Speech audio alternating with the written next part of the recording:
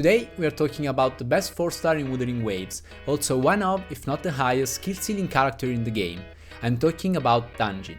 We are going to go over everything you need to know about her kit, and optimal practical use of it, skill priority, weapons, echoes, sequences, and team building. Without further ado, my name is Seconds and let's get into it. Keep in mind, this is not going to be a spreadsheet math guide. Nothing against that, but I prefer a more direct approach of what actually works the best in practical combat. You can see everything I talk about in this video applied to the hardest boss fights in the game in my hologram solo no-hit runs that will be linked in the description below. If you are already familiar with Danjin's kit, you can skip ahead to the combo breakdown section using the timestamps below. Danjin's kit revolves around consuming your own HP in exchange for damage, putting you always on 1 HP while dealing massive amount of damage. The perfect high risk, high reward gameplay. Her basic is a normal 3-hit sequence and her skill is a simple sword swing with no cooldown that consumes HP. After using basic attack 2, dodge counter or intro, you will be able to cast your skill up to 2 times performing Crimson Erosion and applying an incinerating wheel mark on the enemy, which will increase Danjin's damage to it by 20% for 12 seconds. If you're instead casting your skill after basic attack 3, you will gain access to Sanguine Pulse and perform up to 3 attacks. Her outro amplifies the next Resonator Havoc damage by 23% for 14 seconds, making her a viable sub-DPS option for an Havoc main DPS. Her Resonance Liberation is a nuke that simply deals a lot of damage, that's it. She literally just gets really mad and cuts you open. And lastly, her Forte Circuit. Whenever you're going to use your skill, you will gain Ruby Blossom stacks, and after filling at least half of her Forte bar, you'll gain access to Chaos Cleave, which is an empowered heavy attack that heals you and deals a ton of damage. Using Chaos Cleave when your Forte bar is completely filled will make it significantly stronger, so unless you need the emergency healing, you should never cast your heavy attack while your Forte bar is not full.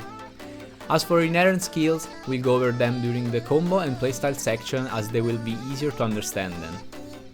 As Danjin, you'll be mainly using 2 combos, but there are 3 different variations for both of them I want to show you. First is the simplest one, 2 basic attacks followed by 2 skills to apply the mark, and 3 basics followed by 3 skills for the Sanguine Pulse extra damage and stack generation. This works perfectly fine if you're just getting into Danjin and you want to keep it simple. Next variation is changing the first basic of the strings with a skill, so you go skill into basic followed by 2 skills, or skill into 2 basics followed by 3 skills.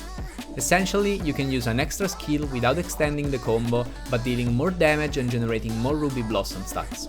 But keep in mind that starting the combo with a skill has a significantly slower animation compared to doing so with a basic, and it can feel a bit clunky, especially between multiple combos. The third variation, which is also the one I use in most cases myself, is less efficient on paper but is much smoother in practice, and in my opinion makes your gameplay feel way better, which in a game as dynamic as Wuthering Waves, I am deeply convinced is more important than going for the perfect rotation without having any flexibility. It consists in starting with a basic, like in the first variation, but then performing the second one. So you start with a basic and then you go into a skill, then basic again and double skill to put the mark. Or basic, then skill, 2 more basics and end it with 3 skills. While this combo is a bit slower than the other 2 cause you add an extra basic at the start, it allows you to up your Ruby Blossom generation like in the second variation, while keeping your gameplay smoother like in the first one, essentially leaving you more room to react to the situation. Using this playstyle effectively is definitely going to be a bit more demanding, as you're constantly going to have to think mid-combo about what's the best way to continue it or end it. But in my personal experience, once you get used to it, it feels 10 times better than the 2 other variations. As for her inherent skills, the first one, Crimson Light, tells you how important dodge counters are on Danjin, cause after unlocking this skill, they are going to have increased damage, but most importantly, double the Ruby Blossom stacks. Then we have Overflow, the second skill, which massively increases your heavy attack damage for 5 seconds after using Sanguine Pulse. A massive tip I can give you about this is that you don't need to perform all 3 skill strikes to get the bonus. If you're already capped on Ruby Blossom and just use the first skill in the Sanguine Pulse string, you will already have the buff on and can go for the heavy attack without wasting so much time finishing the combo and also not generating any Ruby Blossom cause you're already capped. I'm not gonna give you a perfect rotation example to exactly get full Ruby Blossoms, cause you're just never gonna actually use it, trust me. Danjin is constantly on 1-hit range and you wanna always dodge or parry no matter what. And any decent enemy in this game is not gonna watch you perform your full 20-second optimal insane combo. So my tip is to put practice in and get used to watch out for your forte bars so you are ready to fire the heavy attack as soon as you can.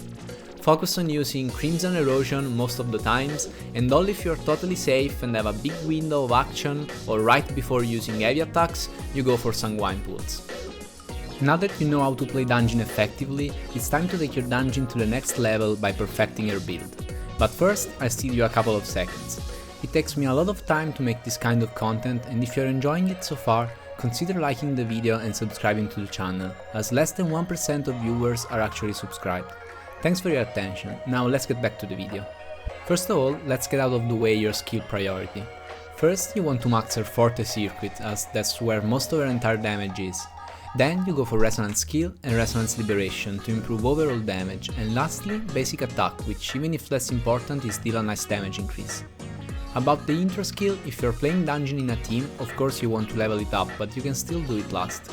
If you're a based individual and playing Danjin correctly, which means solo, you can skip upgrading intro as it's not going to matter at all. As for our inherent skills, unlock them as soon as you can cause they're broken, and then get the nodes whenever you have the materials, prioritizing attack percent before Havoc damage if you have already double Havoc damage echoes equipped, but don't sweat it as they're not worth the amount of materials needed to farm right now, and you're better off leveling up skills for another character if you need to. Moving on to weapon choice, Danjin of course wields the sword, and there is only one clear-cut winner, which is our only 5-star option at the moment, the Emerald of Genesis.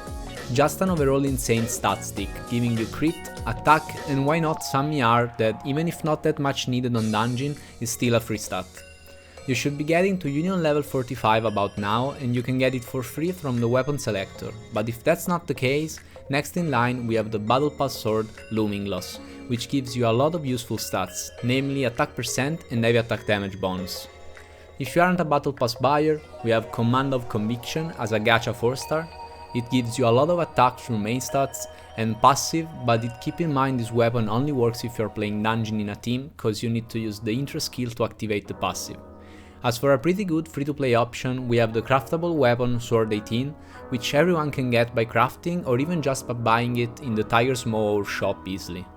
It gives attack percent on the main stat and has a really synergistic passive, enhancing your heavy attack damage when you're on low HP and giving you extra heals.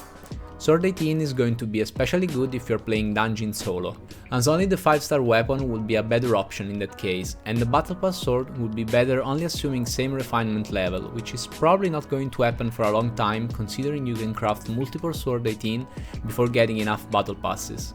Let's talk about echoes. You of course want the Havoc set, as Danjin focuses really hard on personal damage. You should go for a 4-3-3-1-1 setup with crit rate or crit damage on the forecast depending on what you need more, aiming at about 50 to 70% crit rate and 200% crit damage. Havoc damage on both 3 costs, or 1 attack and 1 damage if you don't have 2 on-set Havoc damage pieces, which I know it's hard to find, but if you use your Morphable Elite you can craft them right away, and attack percent on the 1 cost. If you don't have any Havoc damage 3 cost and already used all of your Morphable Elite, then you could go for a 4-4-1-1-1 setup with 1 4 cost on crit rate and the other on crit damage, and attack percent on the 1 cost. This setup is 100% going to be weaker than a 4-3-3-1-1, but it's definitely going to get you through most of the content while you farm for those rare 3 costs. As for your substats, you are looking to prioritize crit rate and damage, then attack percent, heavy attack damage as most of Danjin's damage comes from it, and then skill damage, liberation damage and flat attack are all okay. If you get ER or basic damage, while not optimal, they're still gonna make your Danjin stronger. Talking about which main echo you should run, if you're in a team, Dreamless is always going to be your best choice, as it deals a ridiculous amount of damage and you can swap cancel the animation. If you're playing her solo though, it's pretty risky to be stuck in the animation while you can't dodge or parry and you're always on 1 HP. So I suggest you go for the Rose Shroom, as it's the best summon echo you can use, increasing your damage while not making you vulnerable. In case you don't have a good Rose Shroom to equip, some budget options will be the Floatist, or for 1 cost, Tic Tac who helps reducing a tiny bit of vibration strength, or Escarat if you're a bit shaky on dodging and want some help being invulnerable during certain moves. Danjin's sequences are all pretty good damage increases, with the most notable ones being the first, which increases your attack by up to 30% while hitting marked enemies, the fourth one, which gives you 15% crit rate when you have at least half of her forte bar filled, and the sixth one, for a 20% attack increase to the whole party, increasing her value as a sub DPS.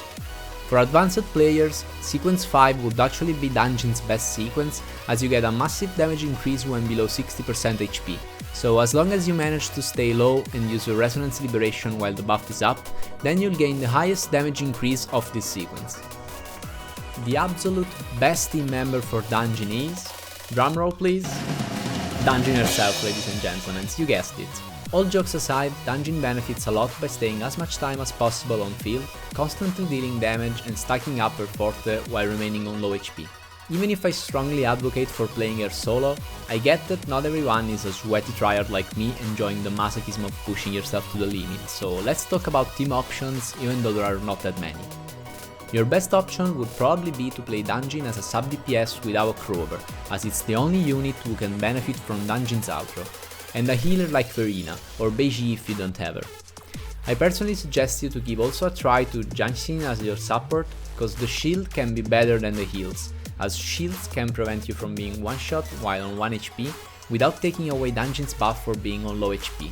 And I know that Janxin's shield also heals you, but at a much slower rate, and you can quickly go back to low HP with a couple skills. Other than that, you could try some suboptimal team with Danjin main DPS and Mortefi or Tauchi as sub DPS, but I don't recommend it.